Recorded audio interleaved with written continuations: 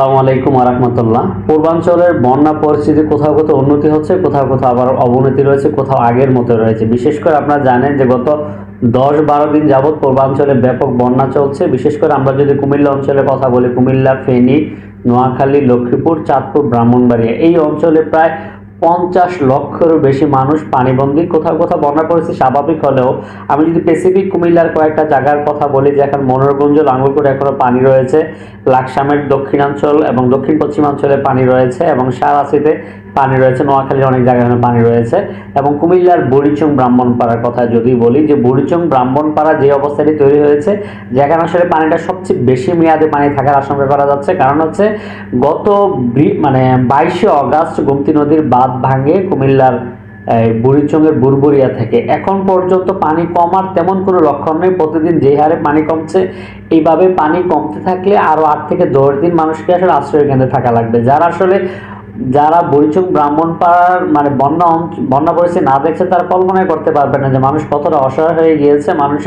মানুষের পাশাপাশি যে পশু পাখিগুলো রয়েছে, গরু ছাগল রয়েছে, এগুলো কিন্তু আশ্রয় কেন্দ্রে স্থান পেয়েছে। মানুষ আশ্রয় কেন্দ্রে জায়গা করে দিয়েছে গরু ছাগলগুলোকে। তো মানুষ যেভাবে আসলে বন্দী রয়েছে, তো এখন বুড়িচং ব্রাহ্মণপাড়া বা সারা বাংলাদেশের মানুষের প্রধান দাবি হচ্ছে যে গোমতী নদীর বাঁধটি পুনর্নির্মাণ করা। যেখানে আসলে গত 22শে অগাস্ট বৃহস্পতিবার রাত আনুমানিক 1টার দিকে গোমতী নদীর বাঁধটা বুড়িচংয়ের বুরবুরিয়ার দিকে ভেঙে যায়। এই বাঁধটা সংস্কার করা আসলে খুব বেশি প্রয়োজন। কারণ হচ্ছে এই বাঁধ দিয়ে কিন্তু এখনো পানি যাচ্ছে বুড়িচং ব্রাহ্মণপাড়াতে। যতদিন না গোমতীর এই বাঁধটি পুনর্নির্মাণ করা না হবে, ততদিন আসলে বুড়িচং ব্রাহ্মণপাড়ার বন্যা পরিস্থিতি উন্নতি হওয়ার কোনো লক্ষণ নাই। তো এক্ষেত্রে যেটা হয়েছে, কুমিল্লা জেলা প্রশাসক খন্দকার মুশফিকুর রহিম উনি যেটা জানিয়েছে, সেনাবাহিনী এবং পানি উন্নয়ন বোর্ডের সাথে যৌথ একটি সভা হয়েছে। পানি বিপদসীমার নিচে গেলে বা একটু উন্নতি হলে তারা খুব দ্রুত সময়ের মধ্যে এখানে একটি বাঁধ নির্মাণ করবে বলে তারা আশ্বস্ত করেছেন। তো আমরা বুড়িচং ব্রাহ্মণপাড়ার মানুষ যারা আছে বা সারা দেশের মানুষ, যে আসলে এবার বন্যা পরিস্থিতি শুধুমাত্র বুড়িচং ব্রাহ্মণপাড়া বা কুমিল্লার অন্য অঞ্চল বা ফেনীর মানুষ সাফার করেছে তা না, সারা দেশের মানুষ কিন্তু এখানে ঝাঁপিয়ে পড়েছে। বাংলাদেশে একটি ইতিহাস স্থাপন করেছে। বাংলাদেশের মানুষ 64টি জেলা থাকলে একটি পরিবারের রূপ নিয়েছে।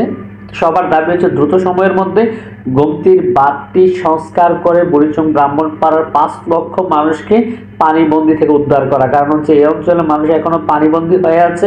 আর কতদিন তারা আশ্রয় কেন্দ্রে থাকবে, যেখানে 10 থেকে 12 দিন তারা আশ্রয় কেন্দ্রে আছে। মূলত যেখানে বন্যা হয়, বন্যার পানি খুব দ্রুত সরে যায়। তো বুড়িচং ব্রাহ্মণপাড়ার পানি সরে যাওয়ার কোনো লক্ষণ নেই। এবং আমি আরেকটা ভিডিওতে খুব শীঘ্রই আলোচনা করবো, যেখানে একটা স্থায়ী সমাধান দরকার বুড়িচং ব্রাহ্মণপাড়ার বন্যা পরিস্থিতি, যেটা আসলে 20 বছর পরেও যে সমস্যাটা হয়েছে, এটা যেন না হয়। এখানে পানি নিষ্কাশনের ব্যবস্থা করা জরুরি। তো ভিডিওটি যে যেখান থেকে দেখছেন, যদি ভালো লাগে অবশ্যই শেয়ার করে দিবেন এবং আপনার কেমন লাগলো মন্তব্য করে জানাতে বলবেন না। আজকের মতো বিদায় নিচ্ছি। কথা হবে অন্য একটা ভিডিওতে। আসসালামু আলাইকুম ওয়া রাহমাতুল্লাহ।